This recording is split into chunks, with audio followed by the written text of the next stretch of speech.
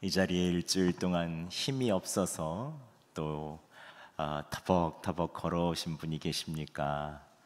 또 평강이 아니라 두려움이나 긴장하면서 일주일 보내신 분이 계십니까?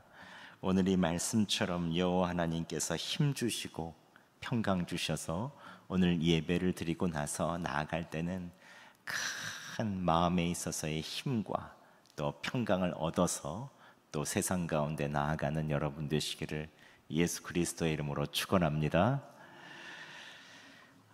오늘 말씀은 나라의 평화를 위해서 기도하라. 나라의 평화를 위해서 기도하라. 저희가 두 번째 주는 나라와 민족을 위해서 기도하는 주간이죠. 평화, 여러분 평화란 무엇입니까? 국어사전에 보면 평화란 평온하고 화목한 상태, 전쟁이나 분쟁, 일체 갈등이 없이 평온한 상태를 말한다라고 되어 있습니다. 이게 일반 국어사전적인 정의죠. 그렇다면 성경에서 말하는 평화는 무엇일까요? 성경에서 말하는 평화는 분쟁이나 갈등이 없는 그 상태만을 말하는 것이 아니고 하나님과의 있는 바른 관계에서 오는 육적인 그리고 정서적인 영적인 평안을 말합니다. 전인적인 평안을 말하는 거죠. 하나님과 우리를 지으신 하나님께서 우리와 온전한 관계를 맺음으로 인하여 우리에게 주시는 평안을 말하죠. 그렇다면 우리가 오늘 성경에서 말하는 하나님과의 바른 관계를 가지며 어떻게 삶에서 이 평화를 누릴 수 있을까 함께 살펴보도록 하겠습니다. 첫 번째는 우리에게 평화를 주시기 원하시는 하나님을 신뢰해야 합니다. 시편 19편 11절 말씀, 아까도 저희가 봉독했지만 여호와께서 자기 백성에게 힘을 주시며 여호와께서 자기 백성에게 평강의 복을 주시리로다 라고 말합니다. 오늘 본문의 다윗은 하나님의 마음에 합한 사람이죠. 하나님의 마음이 어떤지를 누구보다도 잘 아는 사람입니다. 근데 다윗이 오늘 자신에 있는 힘과 평강이 어디서부터 나오는지를 명확하게 고백하고 있어요. 여호와께서 자기 백성에게 힘을 주신다. 여호와께서 자기 백성에게 평강을 주신다. 즉 이스라엘 왕인 이 다윗은 자기가 백성에게 평강과 힘을 주는 것이 아니라 여호와 하나님께서 이스라엘 백성에게 힘과 평강을 주심을 명확히 고백합니다. 즉 평화를 주시는 분은 여호와 하나님이시라는 거죠. 또 하나님께서는 이스라엘 백성을 애굽 땅에서 출애굽시키셨을 때 시내산에서 모세에게 이스라엘 백성에게 약속한 것은 무엇입니까? 너희가 그 땅에 들어가면 내가 평화를 주겠다라고 말씀하십니다.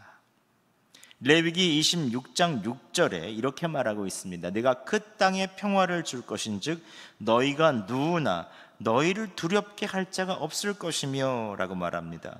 종살이하던 땅 애굽 땅은 항상 긴장하는 땅이었습니다. 스트레스가 많은 땅이었습니다. 내가 무엇인가를 할 수 있는 것이 아니라 계속해서 종으로서 끌려다니고 나아가야 되고 얽매인 삶이죠. 무언가에 끌려다녀야 되는 삶, 생존을 위한 삶, 먹고 살고 하루를 버텨야 되는 삶, 이게 바로 애굽에서의 삶이었습니다.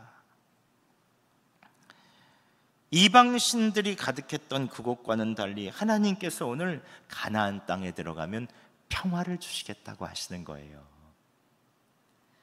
하나님께서 직접 다스려 주시는 땅, 나는 너에게 평화를 주기 원한다라는 것을 이 가나안 땅 들어가기 전에 시내산에서 율법의 핵심은 레위기거든요. 레위기에서 이 땅에 들어가야 되는 이유를 얘기해 주시는 거예요. 난 너에게 평화를 주기 원한다.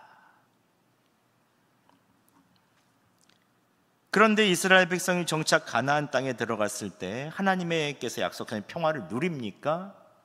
잘 누리지 못합니다. 왜 그런 것입니까? 종되었던 습관들을 잊지 못했죠.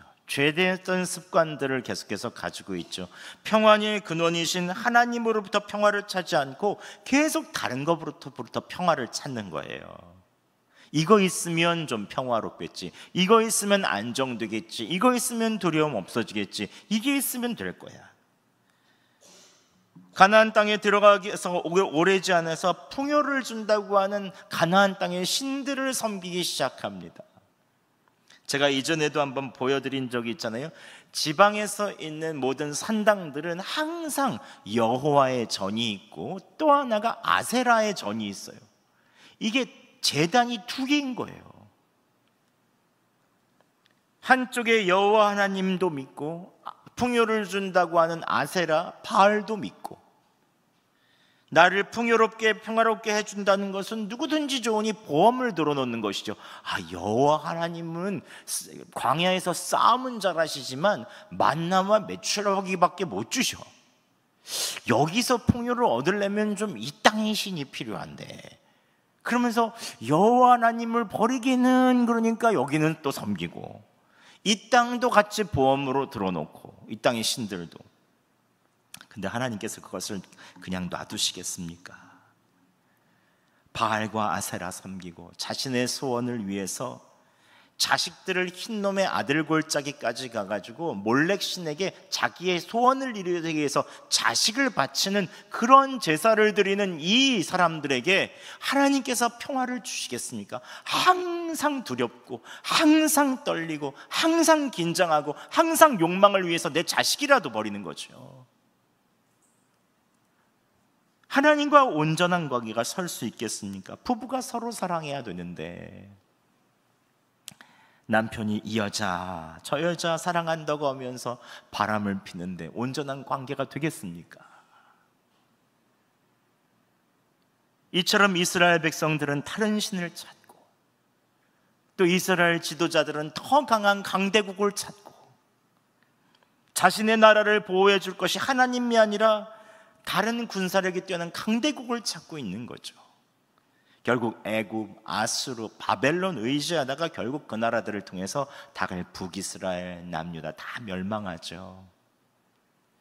그럼에도 불구하고 하나님께서는 이스라엘에게 평화를 주시겠다고 약속하십니다.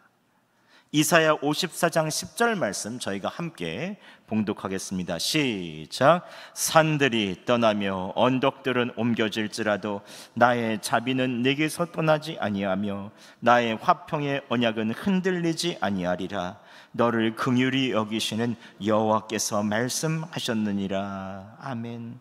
자기 백성이 그렇게 배반을 하고 하나님 배반하고 다른 신 섬기고 바람을 펴도 하나님께서 산들이 다 떠나고 언덕들이 옮겨질지라도, 너희가 포로로서 다 옮겨질지라도 나는 나의 자비와 너희를 향한 평화의 언약은 흔들리지 않을 것이다. 계속 사랑과 자비로 채워주시겠다는 것입니다. 이게 하나님의 마음이죠. 이게 하나님의 심정입니다. 어떻게 살아도 자식에 있는 자식과 같은 이 자녀들, 이 백성들에게 평화를 주시기 원하시는, 우리도 그렇잖아요. 자녀들 평화로우면 얼마나 좋습니까? 내 자녀들이 계속 힘들다, 어렵다, 많은 소식들이 나오면 그렇게 자녀들을 위해서도 기도하게 되죠. 결국 하나님께서는 그의 백성에게 어떤 평화를 주시기 원하십니까? 계속해서 평화를 누리지 못하니 가장 사랑하시는 아들 예수 그리스도를 보내주시며 평화를 주시죠. 에베소서 2장 14절 말씀 저희가 함께 봉독하겠습니다. 시작. 그는 우리의 화평이신지라 둘로 하나를 만드사 원수된 것 곧 중간에 막힌 담을 자기 육체로 하시고. 아멘. 예수 그리스도께서 이 땅에 오셔서 죄로 인해서 불안하고 죄로 인해서 하나님과의 관계가 원수가 되었던, 둘로 나누어졌던 이 관계 가운데 인간의 어떤 노력도 될 수가 없으니, 하나님의 어떠한 초청과 사랑도 이 죄된 습관에 받아들일 수 없으니 그 아들 예수 그리스도를 보내주셔서 죄값을 치르시고 원수된 우리들을 위해서 이제 모든 담을 걷으시고 자녀로서 그를 믿는 자마다 다 받아주시는 것입니다. 사랑의 관계를 맺으시는 것이죠. 그래서 예수 그리스도를 신뢰하며 온전한 관계를 맺고 그분을 바라볼 때 우리는 비로소 평화를 얻습니다. 평화란 무엇입니까? 예수 그리스도를 의지하는 것입니다. 어떤 상황에서도 예수 그리스도를 바라보는 것입니다. 하나님 아버지께서 우리를 사랑해 주시는 그 자비와 사랑이 이 예수 그리스도 안에서 다 나타나죠. 그 사랑을 믿게 되면 흔들리지 않습니다. 그 사랑을 믿게 되면 두렵지 않습니다. 그 비로소 예수 그리스도로 말미암아 평안이 오죠. 여러분, 주님을 바라보시기 바랍니다. 삶에서 끊임없이 의지하시기 바랍니다.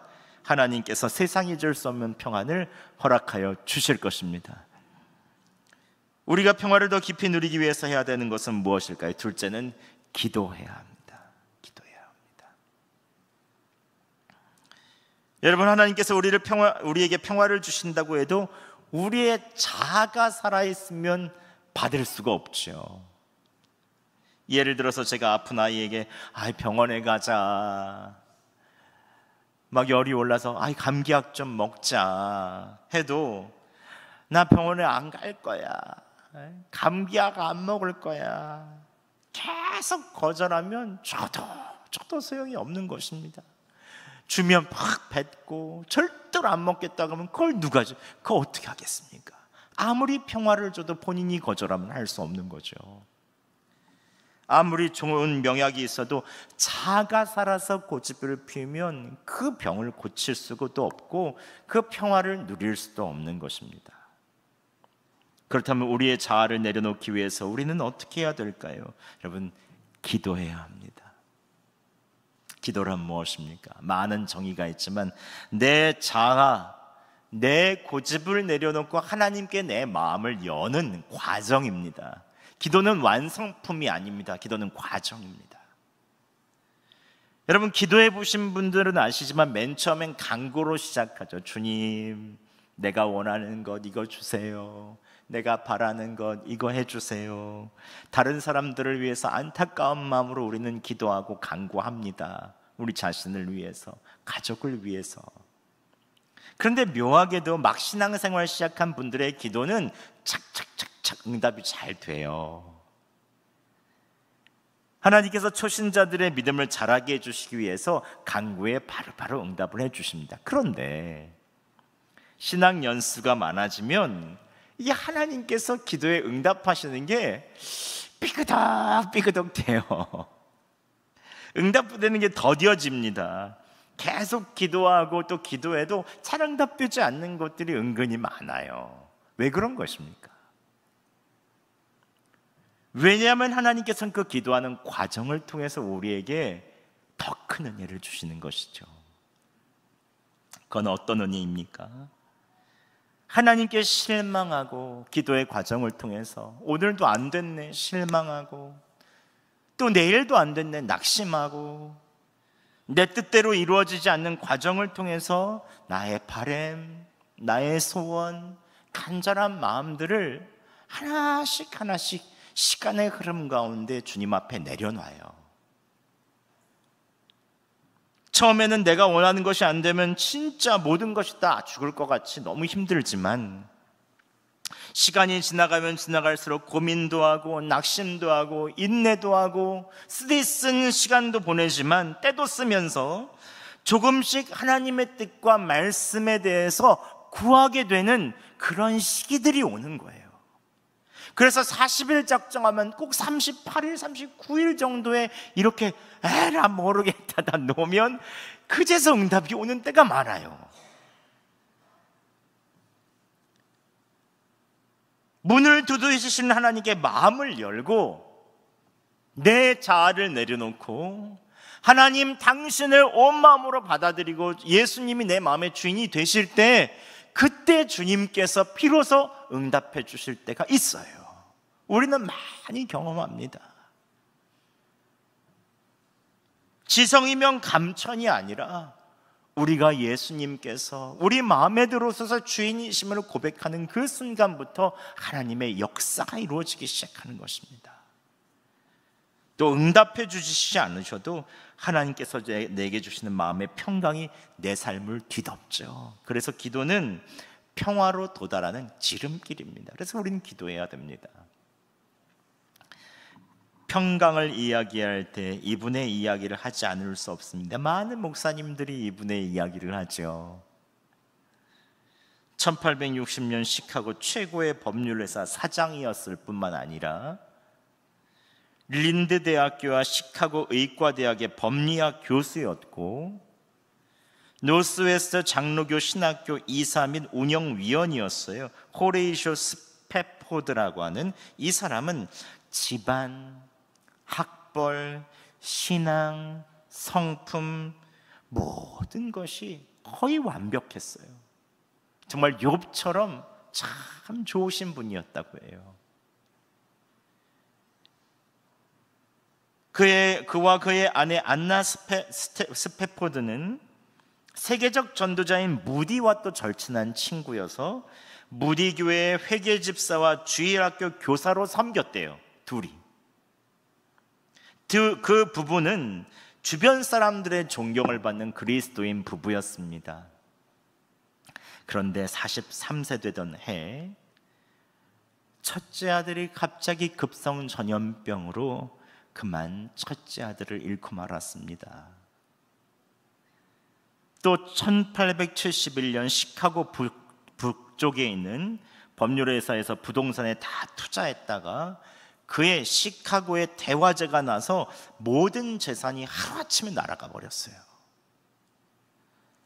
사랑하는 아들이 죽었고 재산이 날아가 버리는 엄청난 시련 앞에서 스패포드와 그의 가족은 휴식이 정말로 필요했다고 해요. 너무 충격을 받았기 때문에. 그래서 1873년 그의 아내와 4딸과 모든 것을 내려놓고 휴식과 여행 겸 유럽에서 복음 사역을 하고 있던 친구 무디의 전도 집회를 돕기 위해서 함께 가려고 했다고 합니다. 그것도 얼마나 선한 의도예요. 그래서 근데 스패포드가 마무리 사업이 있어서 그 모든 잿더미가 된 것을 마무리해야 돼서 아내와 4딸을 프랑스 여객선 빌르드 아브르호에 태우고 영국으로 보냈다고 합니다. 그런데 그날 밤 놀라운 소식이 들렸습니다. 모두들 깊은 잠이 든 22일 새벽 2시 대서양 한가운데서 4딸과 아내가 탄 배가 영국의 철갑선 라키아노와 정면으로 치더라고 말은 거예요. 배는 226명의 생명을 안고 바닷속으로 그냥 침몰했습니다. 그 와중에 스패포드의 4딸은 모두 다 배에서 나오지 못해서 다 침몰해서 죽었고 운 좋게 그때 갑판 위에서 나와서 피해 있던 아내만 구명정에 의해서 간신히 구조가 됐어요. 9일 후 생존자들과 함께 도착한 스패포드 부인이 너무 고통스러워서 짧게 전보를 보냈는데 혼자만 살아남았음 Saved Alone 이라는 짤막한 전문을 남편에게 보냈어요. 이 짧은 전문 속에서 스패포드는 앞이 캄캄해졌습니다. 사랑하는 딸들을 잃고 작년에는 아들을 잃고 또 그 먼 타국에서 정신 잃고 헤맬 아내를 생각하니 안 되겠다 싶어서 바로 영국 행배에 올랐습니다. 그리고 며칠 후 그래도 의연하려고 노력을 했대요. 선장과 함께 이야기를 나누던 중 선장이 스패포드에게 말해주었습니다. 지금 이 배는 스패포드 선생님의 4딸이 잠긴 그곳을 지나가고 있습니다 라고 얘기하더래요. 조의를 표합니다. 그때까지 의연하게 있으려고 했던 스패포드에게 말할 수 없는 슬픔이 몰려오고 너무 괴로워서 정말 낮에부터 밤에까지 울부짖으면서 기도했다고 해요. 주님, 누구보다도 주님을 사랑했던 저에게 어찌하여 이렇게 큰 시련을 주십니까? 정말 짐승처럼 왕왕하고 울었기 때문에 주변의 사람들이 저러다가 믿음을 잃어버리는 것은 아닌가 하면서 같이 갔던 동역자들이 굉장히 걱정을 했다고 해요. 그런데 어찌된 일일까요? 눈물로 기도하던 그에게 갑자기 새벽녘에 하나님께서 마음속에 깊은 곳에서 형언할 수 없는 하나님에 대한 신뢰와 평안을 주셨다고 합니다. 이건 한 번도 느껴보지 않았던 거래요. 그래서 그의 입술에서 이렇게 고백하고 있었다고 합니다. 평안해, 평안해, 내 영혼 평안해. 하나님의 뜻이 이루어질 것입니다. 그래서 아침이 되자 정신을 차리고 그 자신에게 있어서 주신 마음을 그대로 썼는데, 그게 거기에 곡을 붙인 것이 찬송가 413장 내 평생에 가는 길이라고 얘기하잖아요. 여러분, 이 평화를 누리기 위해서 우리가 해야 되는 것이 무엇입니까? 결국 기도입니다. 기도. 평화는 상황이나 나로부터 오는 것이 아니라 우리는 그 상황을 알 수 없고 다 이해할 수 없지만 하나님께서 주시는 평강과 힘으로 이 세상을 살아나가게 되는 것이요, 그것이 바로 하나님께서 우리에게 이끌어 주시는 인생이죠. 빌립보서 4장 6절에서 7절까지 말씀, 우리 함께 다 아시는 구절이지만 함께 우리 봉독해 보겠습니다. 시작. 아무것도 염려하지 말고 다만 모든 일에 기도와 간구로 너희 구할 것을 감사함으로 하나님께 아뢰라. 그리하면 모든 지각에 뛰어난 하나님의 평강이 그리스도 예수 안에서 너희 마음과 생각을 지키시리라. 아멘. 여러분, 기도하시기 바랍니다. 하나님께서 여러분의 마음과 여러분이 기도하는 모든 가정과 모든 삶을 평강으로 채워 주실 것입니다. 우리 함께 말씀 조금 더 남았는데 우리 아까 했던 이 찬양 한번 같이 불러볼까요? 내 평생에 가는 길 순탄하여. 우리 찬송가 413장 우리 함께 1절만 함께 찬양하겠습니다.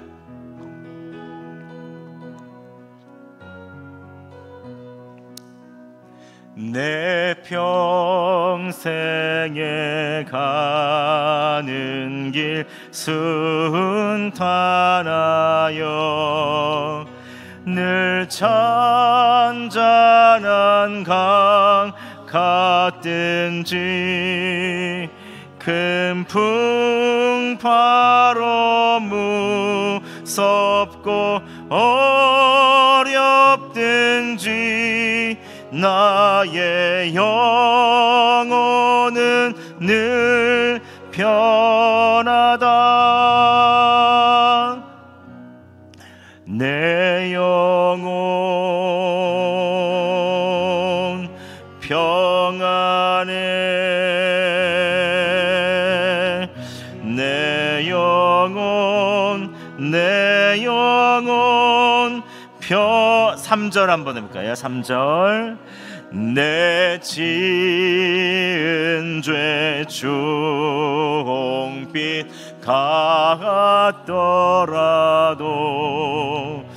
주 예수께 다 아뢰면 그 십자가 피로써 다 씻으사 흰 눈보다 더 정하리라.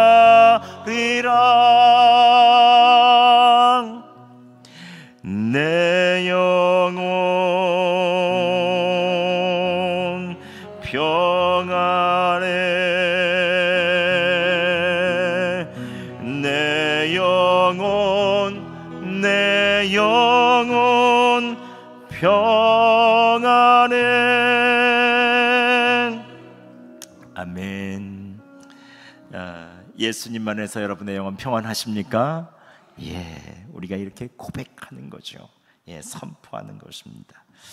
우리가 함께 또 우리를 평안케 해주시는 그 주님의 심정과 그 주님의 마음을 우리가 믿고 신뢰하고 또 기도한다면 마지막으로 우리가 평강을 우리의 삶에 누리기 위해서 오늘 나라의 평화를 위해서 여러분 기도하셔야 합니다. 예레미야 29장 7절 말씀 우리가 함께 봉독해 보겠습니다. 시작. 또 너희가 사로잡혀간 바벨론 성읍의 평안을 구하며 그 성읍을 위하여 여호와께 기도하라. 그 성읍이 평안하면 너희도 평안할 것이니라. 아멘. 오늘 이 말씀을 전할 때 예레미야는 조금 있으면 나라가 망해서 바벨론에게 포로가 되어 끌려갈 백성들에게 오늘 권면하는 말씀입니다. 너희가 이제 멀리 바벨론으로 끌려가게 될 텐데 너희가 살고 있는 바벨론 성읍의 평안을 위해서 기도해야 한다. 그런데 여러분 한번 생각해 보시죠. 이런 권면이 말이 됩니까? 기도하려면 바벨론이 망하도록 기도해야죠. 바벨론의 성읍이 평안하도록 기도하는 것이 말이 됩니까?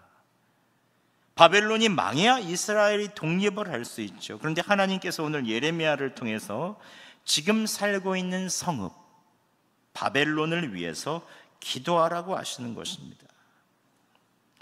하나님께서는 이스라엘 백성이 70년 동안 포로 생활을 하며 충분히 이제는 하나님에 대한 사랑과 신뢰, 영적인 관계를 다시 한번 회복하고 새로운 국가인 이제 바벨론을 뒤이어 페르시아가 와서 이스라엘 재건을 도울 때까지 살고 있는 성읍을 위해서 이제 기도하라 라고 얘기하고 있는 것입니다. 이 포로기에 있어서 멸망해야 될 성 바벨론 성읍을 위해서 기도하라는 거예요. 그래야 너희가 70년 동안의 생활 가운데 평화를 누리며 하나님께서 주시고자 하는 모든 은혜를 다 받을 수 있다는 거죠. 하물며 이 망해져가는 바벨론 성읍을 위해서도 하나님께서 기도하라고 하시는데 우리는 이 나라와 민족을 위해서 어떻게 기도해야 되겠습니까? 우리는 그 기도라는 것을 쉬어서는 안 됩니다. 우리가 살고 있는 여수와 이 대한민국 위해서 기도해야죠. 여러분, 우리나라는 전 세계 유일한 분단 국가입니다. 항상 긴장 상태에 살잖아요. 우리가 너무 지금 시간이 지나서 우리가 너무 익숙해져서 그렇지만 우리는 항상 지금 휴전 상태입니다. 지금 전쟁이 벌어져도 전혀 이상하지 않은 나라가 바로 우리나라죠. 저는 이번에 성지순례 가면서 나라를 위해서 기도하는 것이 얼마나 중요한가 다시 한번 깨닫게 되더라고요. 맨 처음 그리스에 있을 때는 예배당이 있고 가는 곳마다 기도하고 찬양하고 교회와 인종과 언어 상관없이 다 교회에 와서 같이 기도하고 얘기하는 거예요. 얼굴이 달라도 다 기도하고 있어요. 언어가 달라도 다 각자 기도하고 있는 거예요. 하나님을 위해서. 그런데 딱 국경만 넘어서 옆 나라 터키로 가면 그때부터 교회가 아무것도 없습니다. 예배당은 다 폐허가 되었고 모스크가 있어서 새벽과 저녁으로 계속 연불 외는 것 같은 모스크의 확성기 소리가 들려요. 터키가 복음과 아예 상관이 없는 나라면 모르지만 사도 바울이 복음을 전한 나라거든요. 여러분, 안디옥에서 교회가 해외 이방 선교가 시작되잖아요. 안디옥이 맨 터키 남단에 있는 도시거든요. 안타키아거든요. 거기서 에베소도 거기 있고요. 아시아의 7교회 다 있고요. 비시디아, 안디옥 다 있고요. 요한계시록에 있는 모든 도시들, 그리고 거기에 있어서 유명한 도시들은 다 지금 터키에 있습니다. 근데 다 폐허인 거예요. 기독교 유적지 관리도 하나도 안 하고요. 복원도 안 하고 그대로인 데가 너무 많아요. 이탈리아만 가도 베드로의 무덤과 바울의 무덤 위에 베드로 성당, 바울 성당, 엄청난 큰 성당들이 있는데, 에베소에 있었던 예수님의 사랑하는 제자 요한의 무덤, 마지막 핍박소까지 요한계시록을 써내려갔던 그 사도 요한의 무덤은 완전히 폐허예요. 아무것도 없어요. 왜 그런 것입니까? 15세기 셀주크 투르크가 그 땅을 점령했기 때문이죠. 우리가 살고 있는 나라도 평화롭고 안전할 때 신앙의 자유도 있는 것입니다. 그래서 우리는 나라를 위해서 항상 기도하셔야 합니다. 특별히 여러분 지도자들을 위해서 기도해 주시기 바랍니다. 디모데전서 2장 1절에서 2절까지 이렇게 말하고 있죠. 내가 권하노니 모든 사람을 위하여, 왕들과 모든 권세 있는 자들을 위하여 우리가 경건하고 조용한 생활을 할 수 있도록 간구와 기도와 중보와 감사를 드리라 라고 말합니다. 여러분, 지도자의 결정은 나라의 평화와 번영에 굉장히 중요한 역할을 차지합니다. 그래서 지도자들이 지혜롭고 공의로운 결정을 할 수 있도록 기도해 주시기 바랍니다. 비록 내가 지지하지 않고 마음에 들지 않는 대통령이어도 기도해 주셔야 돼요. 그리고 두 번째는 남북관계를 위해서 기도하시기 바랍니다. 만약 한반도에 전쟁이라도 일어나게 되면 어떤 어려움을 겪을지 우리는 지난 역사를 통해서 아주 많이 배웠습니다. 그리고 지금 우크라이나 전쟁이 있을 때 얼마나 전 세계가 힘들어하잖아요. 우리가 전쟁이라도 있게 되면 연관되는 강대국이 얼마나 많습니까? 중국, 미국, 일본, 러시아, 정말로 엄청난 가축전이 벌어질 것입니다. 우리 땅은 또다시 폐허가 되겠죠. 그래서 우리는 남북 간의 관계를 위해서 계속해서 기도해야 됩니다. 미사일이 터졌다, 무슨 일이 있다라고 할 때 이 북한 놈들 왜 이러지가 아니라, 주님, 이 나라를 불쌍히 여겨 주시옵소서. 남북한 대화가 다시 한번 시작되게 해주시옵소서. 우리는 그렇게 기도해야 됩니다. 이 한반도는 우리가 사는 나라이기도 하지만 우리의 자녀 세대가 살아가야 되는 나라이죠. 여러분, 나라의 평화를 위해서 기도하시기 바랍니다. 하나님께서 역사하여 주실 것입니다. 오늘 말씀을 맺겠습니다. 여러분, 평화를 주시는 하나님의 그 주님을 신뢰하시고 또 여러분 기도하시기 바랍니다. 기도를 통하여 하나님께서 우리에게 반드시 우리의 자아를 내려놓고 평화를 허락하여 주실 것입니다. 마지막으로 지도자들을 위해서, 남북 관계를 위해서, 이 나라를 위해서 기도하시기 바랍니다. 나라를 위해서 기도할 때 하나님께서 이 나라에 살고 있는 모든 국민들과 우리들을 위하여 하나님께서 이끄시는 역사로 하나님의 나라를 이루어 주실 것입니다.